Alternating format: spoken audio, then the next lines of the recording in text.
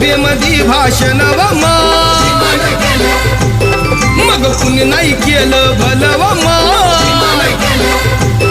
अग दिल्लीचं दालन फुलव